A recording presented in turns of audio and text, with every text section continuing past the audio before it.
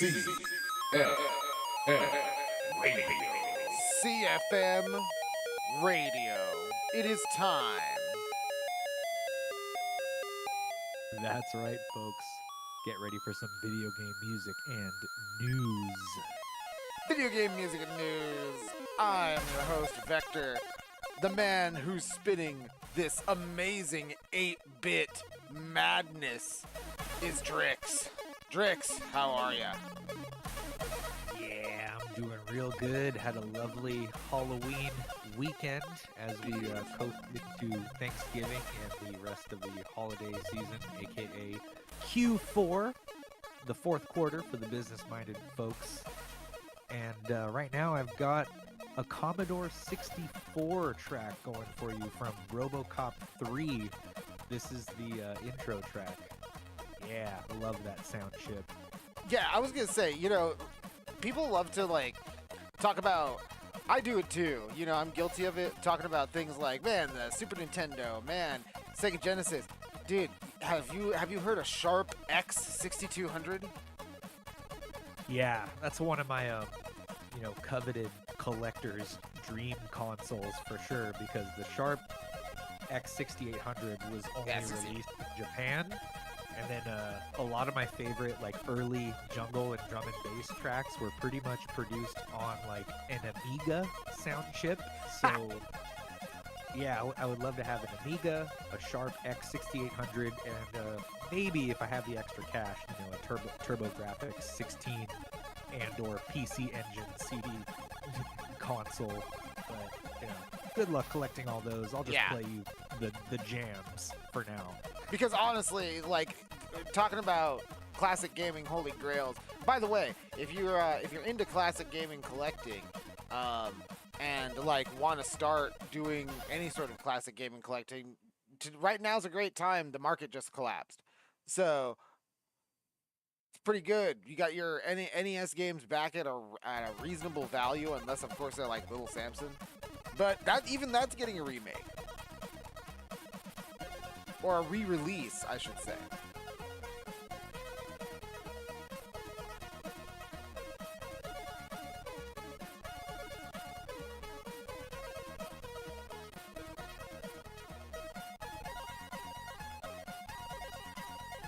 Oh. 1 second. Sounds like we're having a little bit of technical difficulties. Sorry about that. All right, I'm receiving you, Vector. All right, cool. Sounds good. Perfect. Yeah, no, I think I had a little bit of a connection issue on my end, but that's okay. We are back. Yeah, no scary disconnects like the last Halloween episode. Yeah, seriously. Not right now, at least, because I think with that, we should jump right in to our first little bit of video game news. Yeah, sounds like we're revisiting one of my top stories. If you caught the CFM Awards, around this time last year, December, end of the year, when I was asked what the story of 2024 was, I said Pal World, because that was quite a tale. Other than the tragic loss of dearly beloved Akira Toriyama. Indeed, because Pal World last year, if you weren't aware, well, we're not playing the B-roll of it on the screen right now. Pal World made quite a splash in the monster collecting subgenre of gaming, and it kind of sent Nintendo into a bit of their lawsuit tizzy, didn't it, Drix? Yeah, absolutely. Accused of infringing upon patents and intellectual property of Pokemon. Even though Pal World is more like Ark with a K, not Ark Raiders per se, but it's more like Ark, with Pokemon than it is like a Minecraft or a regular survival game. Absolutely, because it's we played I played a lot of Pal World during last year. It is absolutely pretty much Ark Survival Evolved with Pokemon. It's a pretty fun game, but Nintendo went crazy in saying, hey, you know, you can't use the act of tossing a ball in a third-person point of view that summons a monster, or else, you know, that's infringing on our copyright. And you know what, Drix? It sounds like they tried to push way harder than that, but from this article, this headline right here, it sounds like they might have bitten off a little bit more than they could chew. Yeah, right? As long as they're not using my geo data for, you know, weapons of mass destruction or surveillance or whatever. Oh, hey, don't. As long as you aren't playing Pokemon Go, that shouldn't be a big deal. Yeah, right?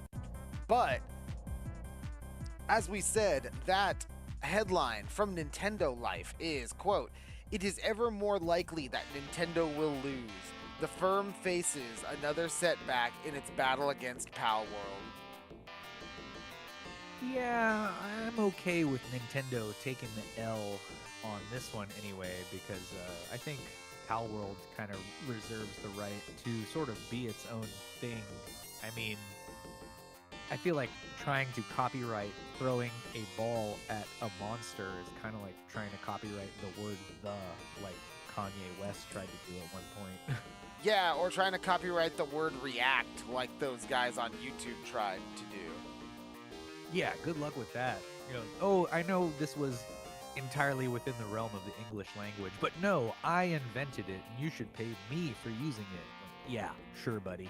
Yeah, see, so that's one of those things where, and now where this article specifically examines, has an examination from one Florian Mueller, from Games Fray. And in the Nintendo Life article, it kind of breaks the whole thing down.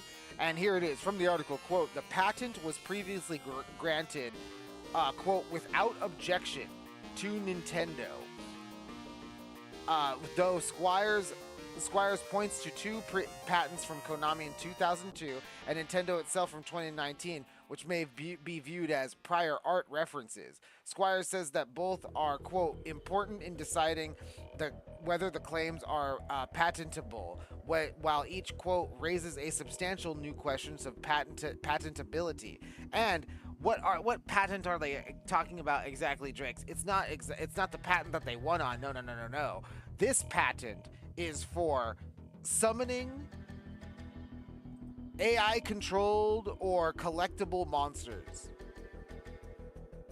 Yeah, I don't know. I really like the monster training genre of games. That's more or less like kind of existed since before Pokemon. I want to say, or at least, you know, I used to watch Monster Rancher before going to school in the morning.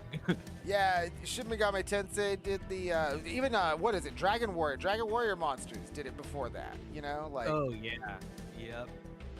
Yeah, and like Dragon Seeds. You know. Yeah. Like, we all train monsters around here when we play video games, right? So Nintendo, it might be might be overstepping its bounds here a little bit, because reading further, quote, "It's important to note that the re-examination doesn't necessarily mean that the patent will ultimately be rejected, but Games Fray writer Florian Mueller says that this is now, quote, highly likely given the circumstances.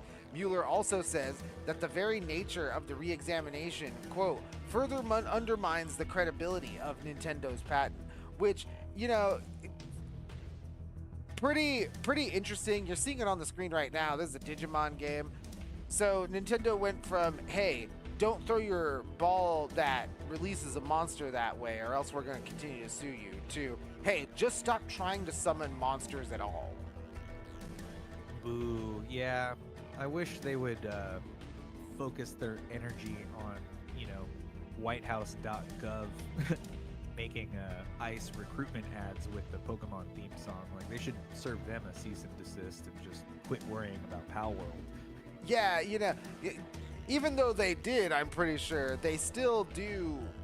It's one of those things. Pokemon loves to throw its legal weight around, right? Or specifically Nintendo. And we've seen over the last year them really try to go after these, not only indie developers, but these emulation fans. Yeah, anyone who is any kind of, it has any kind of hand in the cookie jar. We saw them take down the Switch emulators. We saw them take down the Wii emulators. You know, there's a lot. Go after the Soulja Boy, tell him. You know. Yeah, exactly. And so, you know, Soulja Boy better watch out. He just released a new gaming console, and if there's any Nintendo games on it, they're gonna be on his ass like white on rice. So yeah, exactly. So it's a pretty interesting thing now to see the tables turn in this way on Nintendo, because honestly, it really does warrant a little bit of re-examination if they have a patent that also was patented by Konami in 2002 and then again by Nintendo in 2019. Like, clearly people were just not paying attention. Like, yeah, that was funny when I saw Konami's name dropped in the show notes for today. Yeah. Like, out of nowhere. What training game did Konami put out before Pokemon? Yeah, right. I'm trying to think about that too. Hey, maybe they were. Maybe they did the Devil Kids. Yeah, sure as hell wasn't Shin Megami Tensei. They weren't summoning devils and demons and the like. No, but maybe they. I actually think they might have done the like the spin-off, the Game Boy spin-off. Oh yeah. But anyway, this is gonna this is probably going to blow up in Nintendo's face, and it's.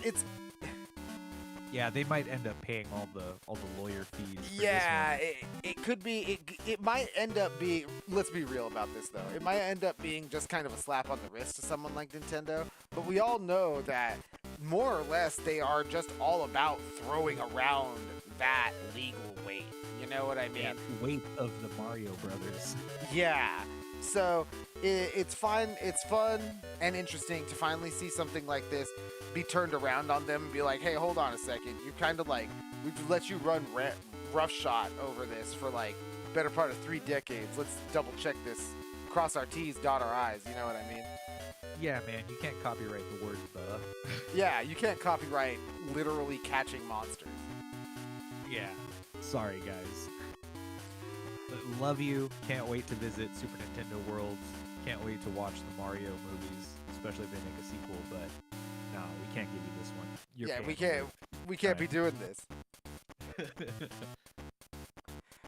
But I will say, we're gonna move from one thing that we can't be doing, and that's Nintendo just kind of tossing things around. But we're gonna move to one thing that you, the listener, can be doing right now for free, and that is Battlefield 6 Redsec. Yeah, wow. I haven't picked up Battlefield 6 just yet, because I think you and I both are waiting for a nice Black Friday deal on this one before we start squatting up with our friends and, you know, shooting the bad guys. But yeah, what is the difference between Redsec and, say, the Battlefield beta that you and I gave our impressions of? I'm gonna tell you, Drix. I'm gonna be real for a second. Not much. A lot? Not a whole lot. It's so. Is it? So Battlefield Redsec, what it is it's Battlefield 6. It's pretty much the Battlefield 6 client in its totality. Of course, the main quote unquote multiplayer modes and like the campaign, they're locked because they are the retail content, let's say. But yeah, Battlefield 6 Redsec is a very interesting free-to-play slice. They're clearly going for the Call of Duty Warzone. Yeah, exactly. They're going for the Warzone effect, where they're giving you like, this is part of a bigger package. But I gotta tell you, Drix, the package that Redsec gives you, it's actually pretty good. Stands on its own. Yeah, right. So if you're into these like free-to-play live service first-person shooters, but you don't want to, fork out the dough for a brand new copy of Battlefield 6, maybe you can check out Redsec. Maybe make a few friends along the way, right? Absolutely, because here's the thing. Here's one of the reasons why Battlefield 6 retail is becoming lower and lower and lower on my priority list as far as purchase. Right. Because this game came out, and or this part of the game came out, and I'm gonna be real with you, Drix. I sat and I got lost in this one for about 3 hours yesterday, and then I came home. And I had an early day out of work. I came home and I was like, you know what? I gotta flesh out my impressions for this, and I kind of just lost another 4 hours. Yeah, right. I mean, as far as like the B-roll and the visuals is concerned, it looks pretty much like you're playing Battlefield 6. The key difference is that you don't have access to the large-scale multiplayer modes, and that's a kind of like a blessing and a curse, because it's one of those things where if you can live without the big Battlefield mode, this is probably all you need. And yeah, right. Like, what's the player cap? Per match on this one? It's like 32 instead of 64 or something. So there's two different offerings, and that's the best part about Redsec, is that there's two offerings that you can go through. Is there's the one that I ended up playing a lot of was Gauntlet, and Gauntlet is like you go through a series of 5 rounds, and they're all different objective-based rounds, and at the end of those rounds, 2 teams, and I think it's 8 teams of 4, so 2 of those teams get eliminated each round. A little Fortnite squad action, if you will.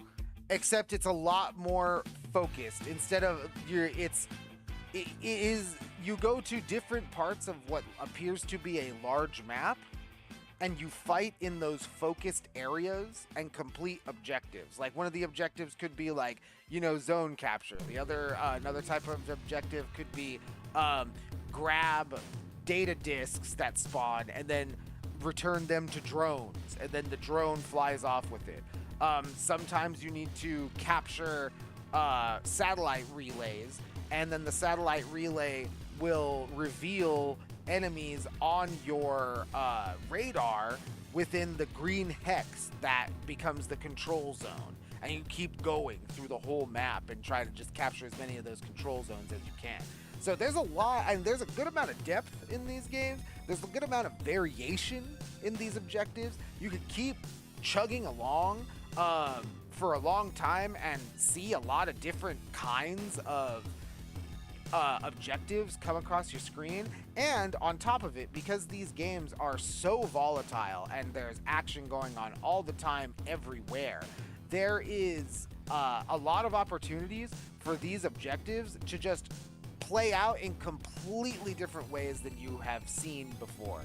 That is one of the most interesting parts about the Redsec mode, and Gauntlet specifically, is that these challenges really allow this 36-man squad, separated into squad of 4 battleground, to just evolve into this.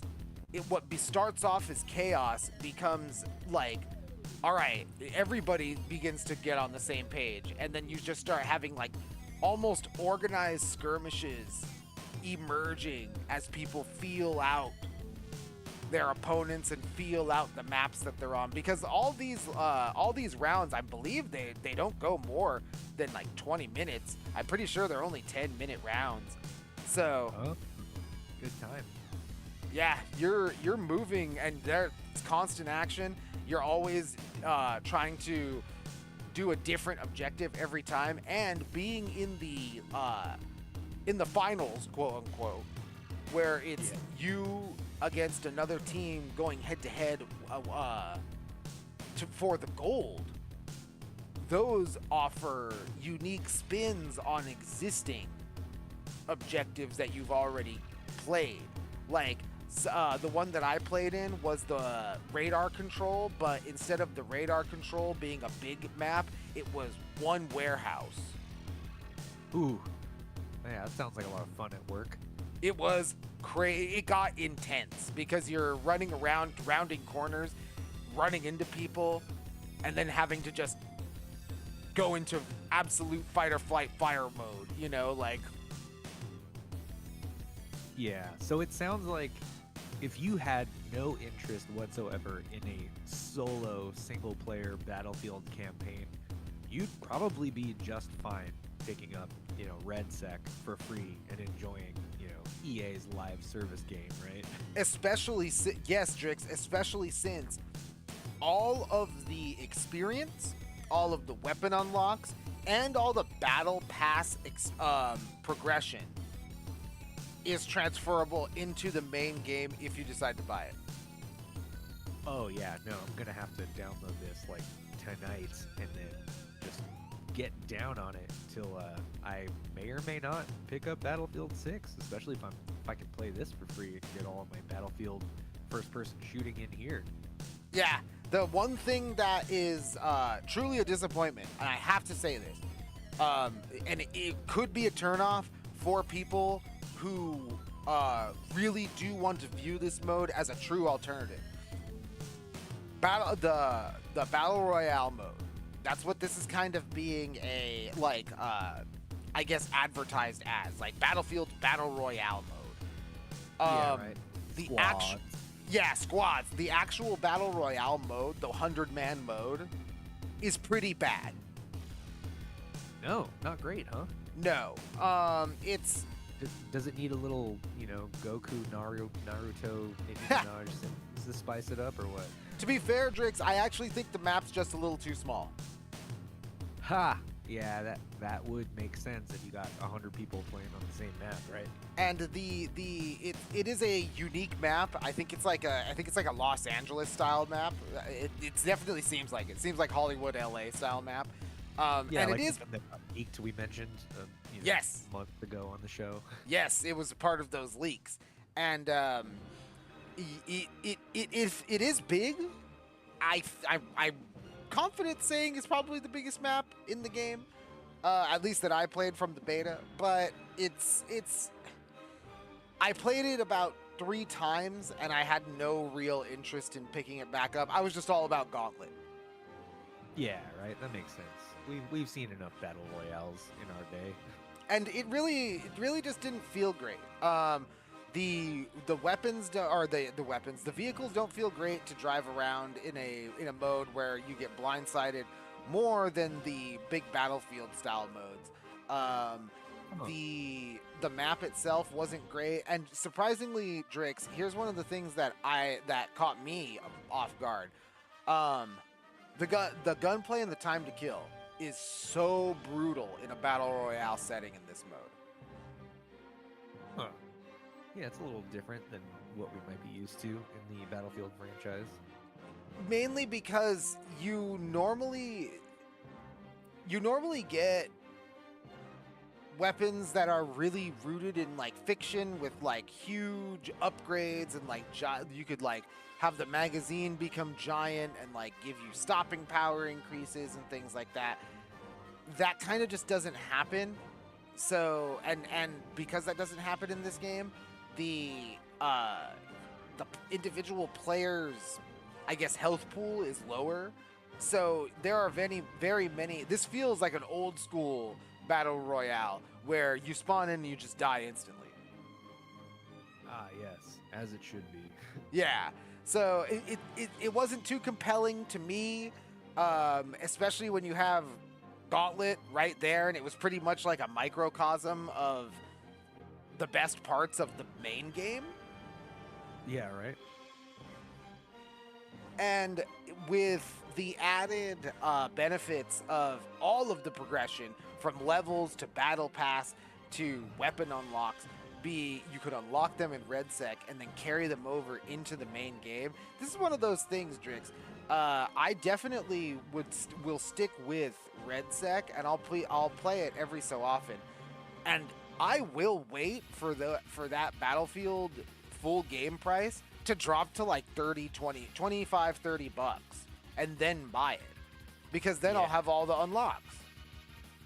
Yeah, exactly. No, that is pretty sweet that, you can play for free and have all your experience and everything, all the progression you earn just transfer right over into the main game. It's a pretty compelling package, and I was very surprised, very pleasantly surprised. Battlefield 6 has been one of those games where, again, it's not reinventing the wheel, it's not doing anything particularly new, it's just solid gunplay, good map design, really great dynamic objective design, and just probably one of the more solid multiplayer experiences that you're gonna get. Because I mean, geez, Drix, it's one of those things that we won't talk about it too much here, but these guys, they're serious when they're saying they want their grounded military. They even toned down the PlayStation blue camo and the Xbox green camo. So no anime characters or Nicki Minaj and Hatsune Miku necessary, as much as we all love Hatsune Miku. And Gundams. Yup. Hi, robots. But that's Battlefield 6 Redsec. Honestly, if you haven't bought Battlefield 6 and you don't really want to drop the full price on that bad boy, just download this. It's probably just it's more than likely what you're looking for. It's all the best parts of the Battlefield 6 multiplayer right here, easily accessible. All of the progression transfers over into the main game should you choose to buy it, and you could even I'm pretty sure you could buy all the microtransactions from the main game in Redsec as well. Nice. Yeah, everything included. I might try to get some people playing with me after the show tonight. And this is another one of those things too. If you have friends who bought Battlefield 6 and you just decided not to, right? Maybe you bought Outer Worlds 2 or Pokemon Z to A or Digimon Story Time Stranger, and you're just like, I didn't really want to buy Battlefield 6. This is the perfect thing. This is the perfect thing to jump in with your Battlefield 6 friends. Yeah, awesome.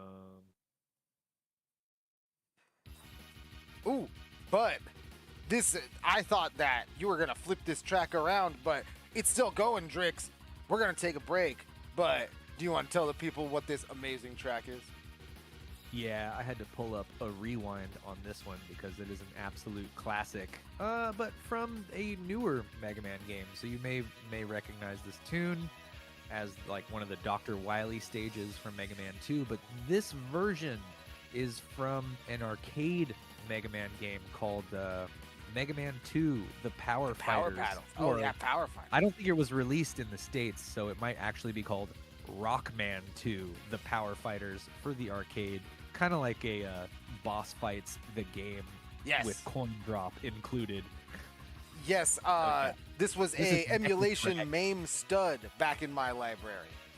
Oh yeah, absolutely. And my local pub that I just got back from has a Pandora's box on free play, no less. Absolutely. That has 9,000 games in it. So yeah, this was one of the last games I played on that bad boy. Such a good game. If you ever get a chance to check out any of the Mega Man, quote unquote fighting games, even though you're shooting, Mega Man. The first one was called the Power Battles. The sequel was called the Power Fighters. Yes. Mecha Dragon from Rockman 2, The Power Fighters. Ha! And that's Rockman 2, Power Fighters, CFM Radio. CFM Radio. We'll be back.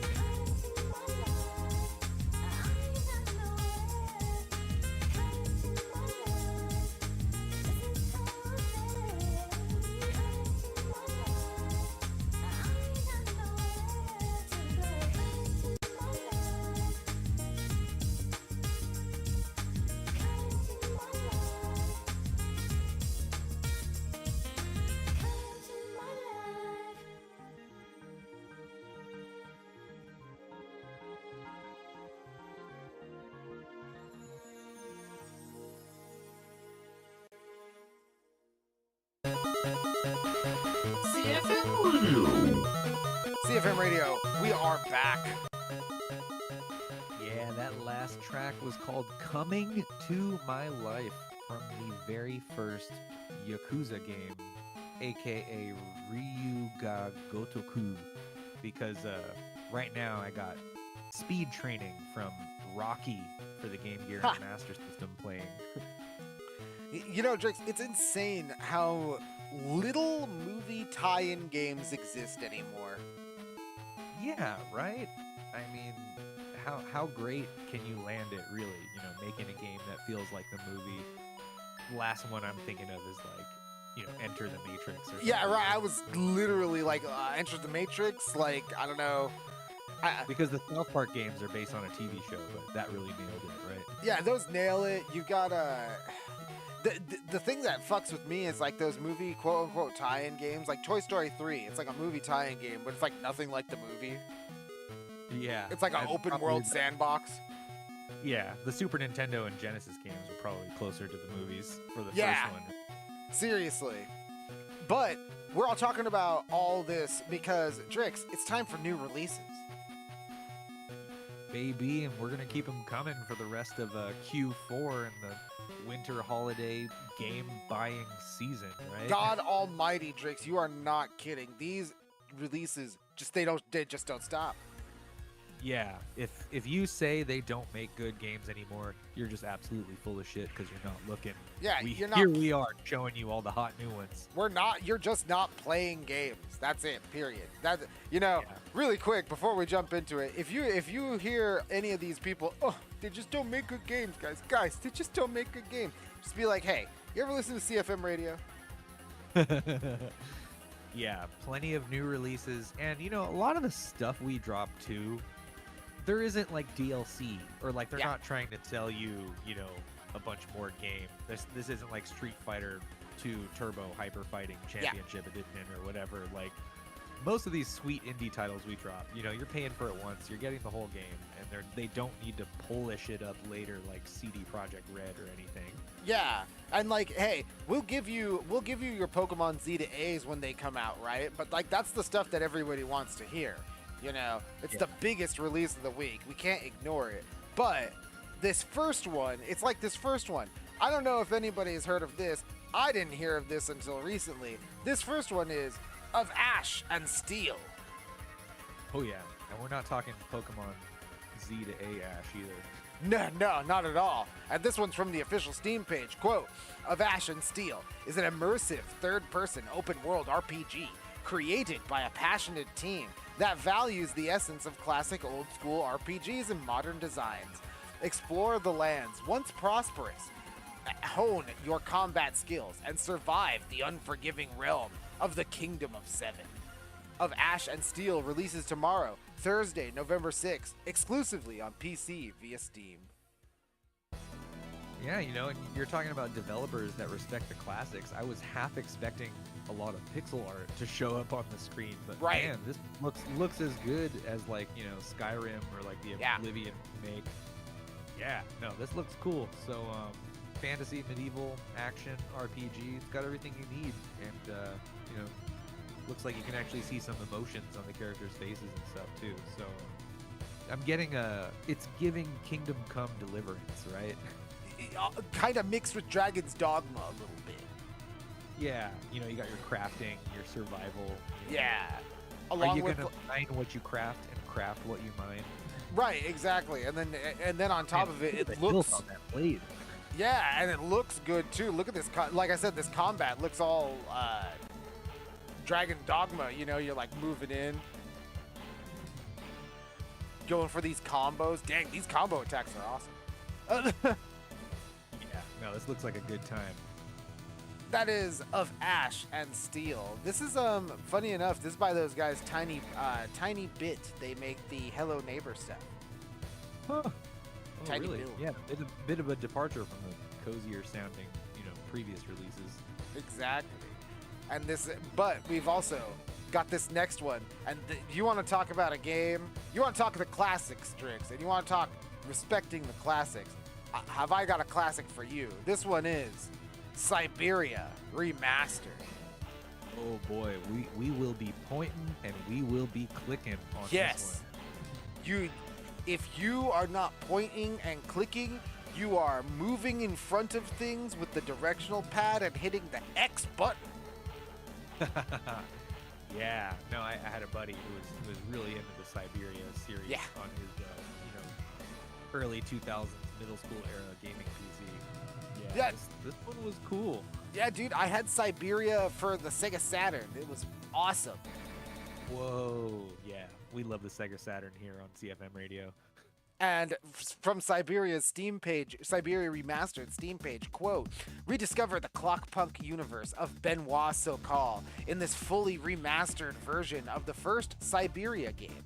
Join Kate Walker and Oscar, a strange and charming automaton in pursuit of the brilliant inventor Hans Vorarlberg, and embark on an adventure more immersive and poetic than ever. Siberia Remastered releases tomorrow, November 6th, for PC, PS5, Xbox Series consoles, and Meta Quest later this month. Oh, that's not something we hear often on the new release segment, the Meta Quest. Yeah, that seems like a really nice way to play this one. Yeah, exactly. For a game like this, Meta Quest probably is right up its alley. Yeah, absolutely. And who doesn't need a clockwork automaton friend to help them get through the hard times, right? Absolutely. And Benoit Sokal, if you guys remember, we reviewed one of his games, I believe, earlier this year, Amerzone. It's the Amerzone. Yes. It was another point and click adventure, another remake of a classic, and also, much like Siberia, was on the PS1. Ooh, yeah. Now bring it back. Let's enjoy it again for the next generation or posterity. And Drix, we're moving away from the adoration for the classics, because this week's hottest new release is one that is going to be instantly recognizable for most people. It is Hyrule Warriors: The Age of Imprisonment.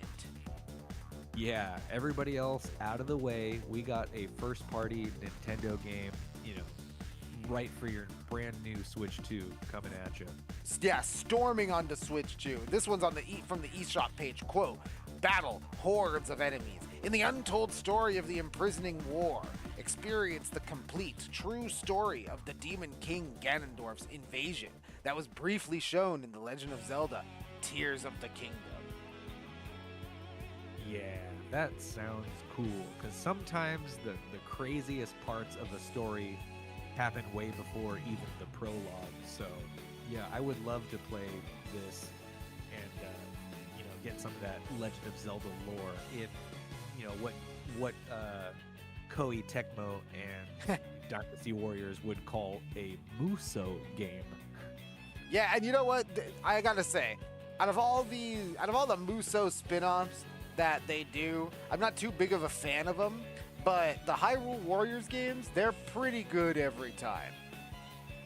Yeah, because anytime you pick up a Zelda game or something of the sort, what else do you want to do but hack things up, right? Yeah, and you know what? It is always, always, always satisfying to play as Link and slash a billion dudes at the same time. Yeah, exactly. And let's hear it for good old Princess Zelda, the namesake of the series, actually getting to get in there and kick some ass, right? Oh yeah, every single time she does in one of these Hyrule Warriors games. You can't have a Hyrule Warriors game without Princess Zelda coming in and kicking ass. She's front and center on this one, and you read it, you're seeing it right there on the screen. November 6th, 2025. That's tomorrow. November 6th, Drix, is huge. Yeah. Let's give it up for another strong female protagonist, and shout out to Robin Williams' daughter, Zelda. Yes. Who was named after the series, right? Yes. And those are the new releases for this week. Definitely some heavy hitters. A couple of really cool, one game inspired by the past, one game coming back from the past, and one game referencing the franchise's past. Yeah, right? The real prequel coming out here in the Zelda world. So don't be stuck in the past, because you got plenty to choose from. Yeah, right? And I gotta say, I am jamming out to this ensemble mix you've got going on here, Drix. What is this? This is, not too old school. We're talking PS Vita. We're talking PS4. This is Ease 8, Lacrimosa of Ghana. The song is called Next Step Towards the Unknown. Ease 8, CFM Radio. We'll be back. CFM Radio.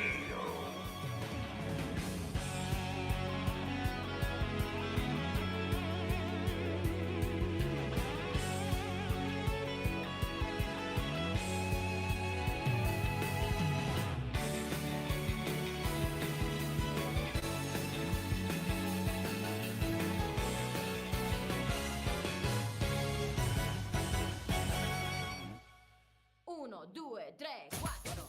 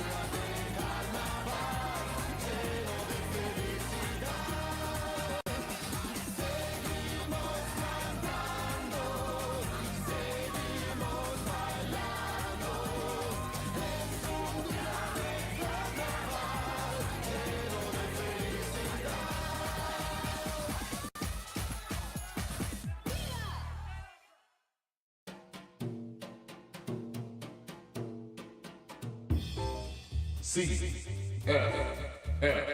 Radio. CFM Radio, we are back. We are back and a little out of breath from all that dancing I was doing. That was from Rhythm Thief and the Emperor's Treasure for the 3DS, the song called Samba Carnival. Rhythm Thief up there with one of those sleeper hits like Professor Layton versus Phoenix Wright and all those wacky puzzle / rhythm games, offbeat games you get on that 3DS. 3DS, great console. Yeah, no, that one really makes me want to acquire a DS of sorts and mod it out for my emulation pleasure. I will say they are releasing, I think it's 8-Bit Dough is releasing its own retro DS model coming out soon, so it should be good. Hey, yeah, as long as I can throw ROMs on an SD card or something, I'm with it. Throw my backups. Yeah. No, we don't advise anybody to do that. My backups. I own all these games. Yep, absolutely, 100%. We really advise you not to go to like the Internet Archive and download entire discographies of consoles. You absolutely should not do that. You should not do that. And because you know what, Drix? When you buy a game, it should be yours. Yeah.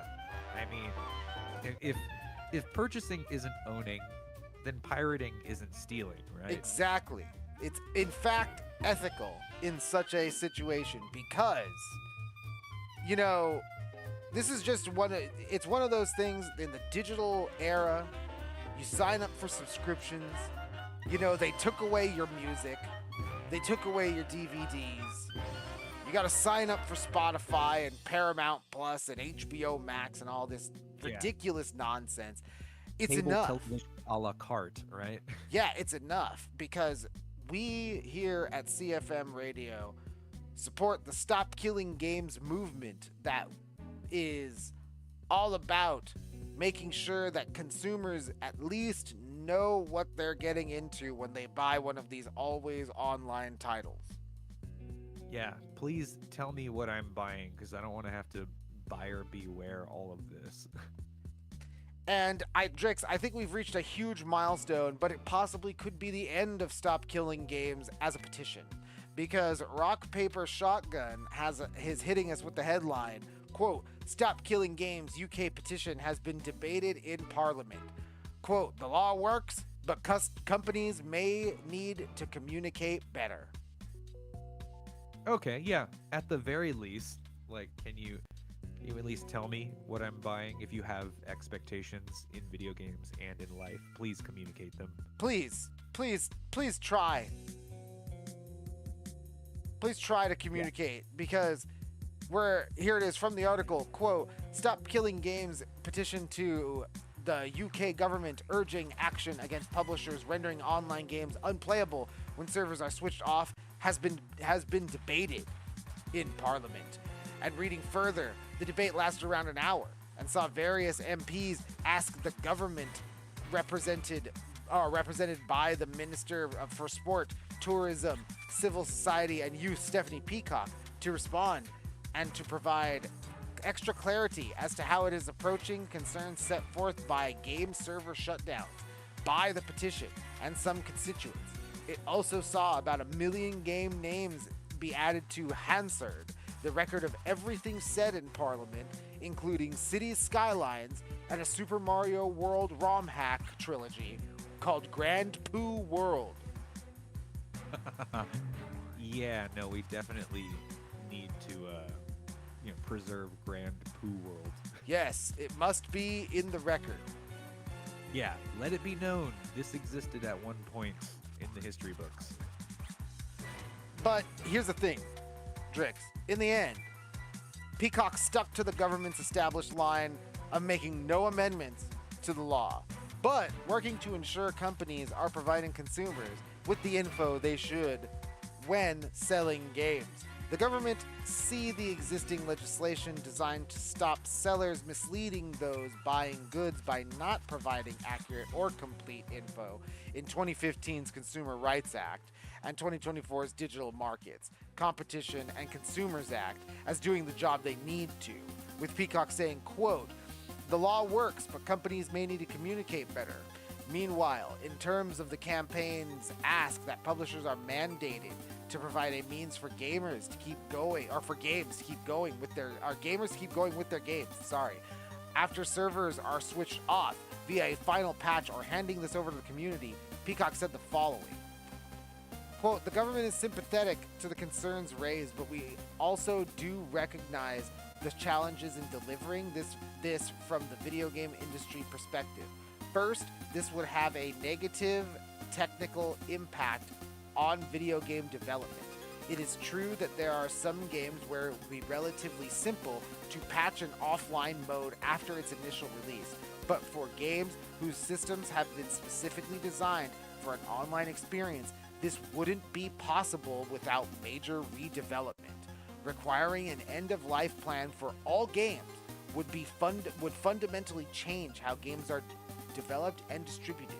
While that may well be the desired outcome for some campaigners, it isn't right to say the solutions would either be simple or inexpensive. Unquote. So there you have it, Drix. Yeah, right. Oh, but the nuance. Oh, but the context. Oh, but the cost. Oh, but the distribution. Oh, but best practice.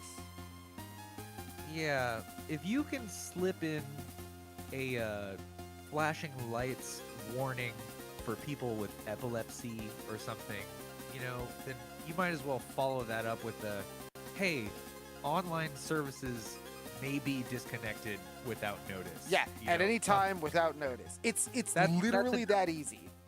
It's transparent, it's authentic. It's like, look, just say it. Just tell me. Just establish the boundaries at the beginning of the relationship. Get all the deal breakers out on the table on the first date. Look, we might turn this off one day and you might not have access to it. Put that Period. in the beginning of the game. Put that on the cover of your physical product or whatever, like, hey, this game is online only or whatever. Or even if you bought like World of Warcraft, you say, oh, online subscription required, Yeah. or something like that. Serious. So that's all of these solutions are so simple. They are, again, I actually agree with this. I agree almost wholeheartedly with the judgment passed down by Miss Stephanie Peacock, because listen, would it be great for people to just be mandated to give away server binaries or whatever, what may have you need to continue the game in perpetuity using fan interaction or fan run servers, which may just be automated by LLMs in the future? Sure, that would be ideal, right? But at the end of the day, I do believe that truly the thing that's needed is what this government representative is saying, in that the communication just needs to be clear. It cannot be, like you're saying, Drix, put it on the box. World of Warcraft had it on the box, requires a subscription to play, requires an internet connection to play, requires an active internet connection to play, and then you can put it on the back of the box. Service may be terminated, interrupted at any time without any notice. Yeah, exactly. And I don't know how many sessions of British Parliament you've ever seen or witnessed in your life on TV or online. Oh my God. Man, those get pretty nuts. I can only imagine the sharp English language words that were exchanged, in the hour that they were talking about the Stop Killing Games initiative. So it's interesting that you bring that up, Drix, because as we're winding down the show here, I'm going to touch on, the article does touch on that, because it also covers topics discussed in the debate, which I believe ranged over 6 hours. So, the debate... That Parliament, Yeah, exactly. It's funkadelic here. This is essentially a consumer rights issue, Yeah. Yep. Like, if I'm buying this shit off of a shelf and then I put it into my machine 6 months later and it doesn't work, is that my problem? Or is it your problem? Like... It absolutely should not be, but, let's make it. Yeah, and because here's the thing, the article also covers topics discussed in the debate, such as the further communication avenues for publishers and developers to communicate the intent of the game to the consumer, the fan-run server confusion, we talked about that, and here's one of the interesting things. Issues with investment groups muddying the waters, which is hinting at the Saudi EA buyout. Oh, yeah, that's still fresh news to me anyway. And I wanted to highlight that really quick, again, because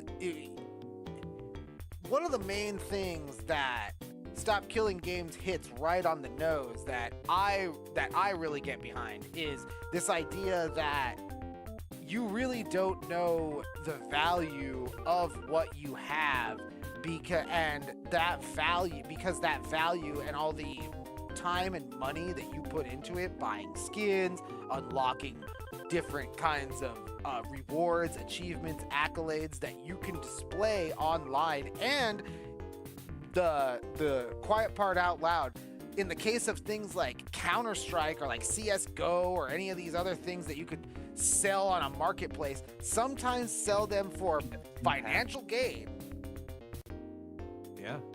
We got bots on Team Fortress 2 just, sniping people for hats. Yeah. So, and you just make money. So listen, if there is something like this going on, that is the consumer needs to be aware of all of these avenues and if they will be terminated, because EA will completely string you along. Yeah. Actually, I'm looking at you, EA. Looking at you, actually, Ubisoft, because of X Defiant. I knew people who spent like $300 on that game. They gave you like a window of like 3 weeks to get a refund on your stuff. And if you didn't get it, sorry, sucks to suck, games get shut down. Yeah, if you weren't constantly staring at your phone that week or Yeah. checking your email, then just, oh well, there goes your $300 in value of stuff that you bought and or earned in game. That is one of the biggest points that Stop Killing Games is about, is that would you really invest the time and the money into something that will end up like X Defiant, not even lasting a year? Would you put it in something like Multiverses that goes online, gets pulled offline for almost a year, it comes back online, and then dies in less than a year? Would you put your money into that if you had a sticker on the box? And I think that, Drix, is the one thing or the main thing that these publishers and more greedy developers really are afraid of, is they're going to see, a consumer is going to see that and be like, oh, well, fuck, I don't want to play that game. It could be terminated at any time. Yeah, absolutely something to consider, and could be a nail in the coffin for any, upcoming games from AAA developers or whatever. Why would people buy this if we could just pull the plug and then you get nothing? I mean, at the very least, people run and rent like Counter-Strike servers. They run Arc servers or whatever, and just keep a machine on all the time so anybody can come in and join and play their servers. And like Final Fantasy 11 or something. Yeah. and at least give us that option. But if you're not, tell me beforehand, before I put hours into your game and spend money buying cosmetics and earning things and the like. And while, really quick, to end the show off, concluding the article from Rock Paper Shotgun, it concludes with, quote, "This may be the end of the road for Stop Killing Games UK petition, at least for now, but the wider campaign is still in the process of preparing and waiting for EU politicians to debate its citizens' initiative on the issue." So even though this chapter of Stop Killing Games is coming to a close, Drix, we still have a whole other battle in front of us to fight. Nice. So this hopefully will not be the last sharp exchange of words in British Parliament regarding Stop Killing Games. Definitely does not seem like the last time we're going to hear about it, which is a good thing. I definitely believe that everybody who buys a game like this needs to either, at the bare minimum, needs to know what they're getting into. Yep. If they got to put nutrition facts on food, nicotine warnings on cigarettes, like, please just be transparent, be authentic, give me the heads up, tell me what it is I am buying and whether or not it's killing me, or if a company's going to kill what I bought and take it away from me when I least expect it. Yeah, log on one day, try to boot it up, and just like, server's disconnected, and you never come back. Wow. Rest in peace, Jump Force. Yeah. R.I.P. Jump Force. Yep. Still got that one on my hard drive, and I will not take it off. Yeah, do not take that off, especially if you have the DLC. Ooh, man, good shit. Good anime shit. And thank you, everybody, for tuning in. Make sure you give us a like, give us a subscribe, give us a comment. We appreciate it. And we will see you next week for more video game music and news. Thanks for tuning in. We'll see you next time.